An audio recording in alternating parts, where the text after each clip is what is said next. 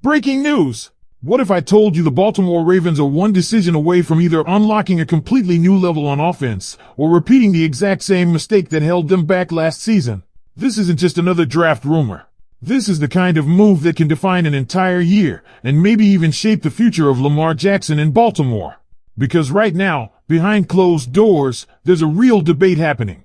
A dangerous one. Do you go all in on protection and fix what was clearly broken? Or do you gamble on upside, explosiveness, and a player who could become something special but isn't guaranteed to change everything on day one? And trust me, the answer is not as obvious as it seems. But before we go any further, I need to know who I'm talking to right now. If you truly believe this team is on the verge of something big, go ahead and smash that like button, but only if you're a real Ravens fan who still believes in this squad. And I want to see your mindset in the comments too. Write this right now. Ravens will come back stronger in 2026. Let's see how many of you are still riding with confidence no matter what happens on draft night. Because what I'm about to break down next might completely change how you see this situation. Let's go! With the 14th overall pick in the 2026 NFL Draft, the possibility of selecting Oregon tight end Kenyon Sadiq is no longer just a rumor. It's a scenario that feels very real. And if you've been following the reactions closely, you already know there's no middle ground here. Fans either love this idea or they absolutely hate it. But let's unpack why this is even being discussed in the first place. The Ravens, led by their front office, have a well-documented history of falling in love with elite athletic traits. This isn't new. Time and time again, they've leaned toward players who may not be complete products yet but possess rare physical upside. And Kenyon Sadiq fits that mold perfectly. A 4.39 40-yard dash at his size? That alone is enough to make decision makers pay attention. Still, here's where things get complicated. According to reports, there are voices suggesting that adding a receiving weapon, whether that's a tight end or wide receiver, is a bigger need than reinforcing the offensive line. And honestly, that idea raises some serious questions. Because if you watched last season, you saw what happened to Lamar Jackson week after week. He was under constant pressure, taking hits, getting banged up more than ever before. It wasn't just a minor issue, it was one of the defining problems of the Ravens' entire season. And what made it even more frustrating? The lack of adjustment. The offensive line struggles were evident, yet meaningful changes never came. That's why, for many, the idea of prioritizing a weapon over protection feels completely backwards. Now, to be fair, Sadiq is intriguing. When you turn on the film, you see a player who can line up anywhere, in line, in the slot, in motion, even in the backfield. Oregon clearly made it a priority to get the ball in his hands in creative ways. Screens, short routes, deep shots, you name it. There's a versatility there that naturally draws comparisons to how Baltimore uses its most dynamic playmakers. And it's not just about offense. One of the most telling moments from his tape didn't even come when he had the ball. After an interception, Sadiq sprinted across the field, chased down the defender, and forced a fumble. That kind of effort? That's not something you can coach. That's pure instinct and heart. But here's the real issue: value at pick 14. When you're selecting that high, you're not drafting a project. You're drafting a day-one impact player. Someone who steps onto the field immediately and plays a significant percentage of snaps. And that's where the Sadiq conversation gets tricky. Because realistically, would he come in and instantly take over a major role? Or would he be part of a rotation, developing over time? That distinction matters a lot.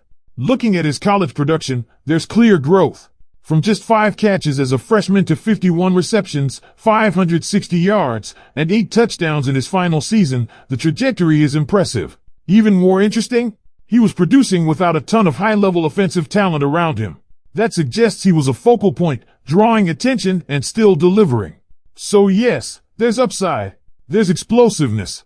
There's versatility. But is that enough to justify passing on a potential cornerstone offensive lineman, especially considering what this team just went through? That's the debate that's dividing Ravens Nation right now. Because on one side, you have the argument that giving Lamar more weapons elevates the offense to another level. On the other, you have the belief that none of that matters if he doesn't have time to throw. And right now, that second argument is gaining a lot of weight. Because this decision doesn't just impact one position group, it could shape the entire identity of the offense moving forward.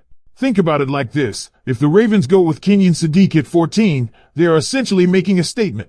They're saying that explosiveness, versatility, and creating mismatches is the direction they want to lean into. They're betting on creativity, on scheming guys open, and on adding another dynamic piece to an offense that already has playmakers. And with a new offensive coordinator coming in, someone who has a history of using multiple tight end sets, that idea becomes even more interesting. You can already picture it. Different formations, motion before the snap, lining Sadiq up all over the field, forcing defenses to guess. One play he's blocking, the next he's in the slot, the next he's stretching the field. That unpredictability can stress a defense in ways that traditional offenses simply can't. But here's the flip side, and it's a big one. All of that creativity means nothing if the quarterback doesn't have time. We're not talking about a small issue here. This was a season-long problem. Protection broke down repeatedly, and it directly affected the offense's rhythm, timing, and overall efficiency. You can have speed, you can have separation, you can have weapons all over the field, but if the pocket collapses in 2 seconds, none of it gets a chance to develop. That's why so many people are pounding the table for offensive line help. Because in their eyes, it's not just a need, it's the foundation. It's the difference between an offense that flashes potential and one that consistently dominates. Now, let's circle back to Sadiq himself, because there's another layer to this. He's not viewed as a sure thing yet. He's talented, yes. He's shown growth every single year, yes. But he's still developing. He's still refining his game. And that's completely normal for a prospect coming into the league.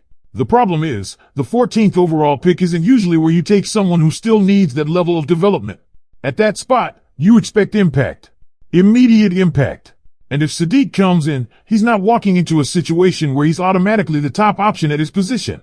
That role is already established. So now you're talking about using a premium pick on a player who may not even be on the field for the majority of snaps right away. That's where the hesitation comes from.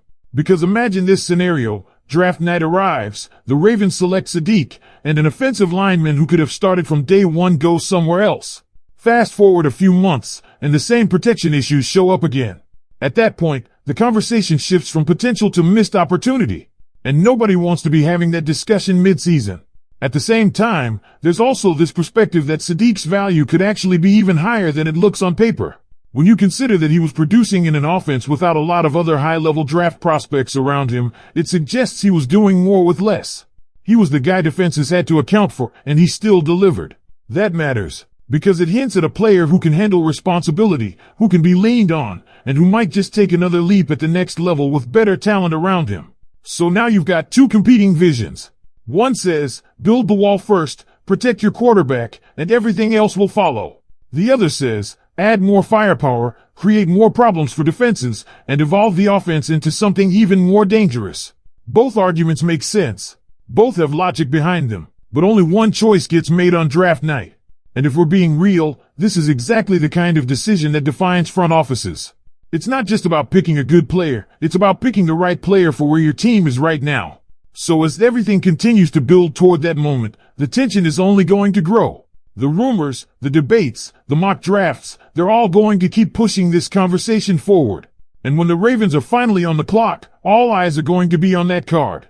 Will they prioritize protecting Lamar Jackson and fixing what was clearly broken last season?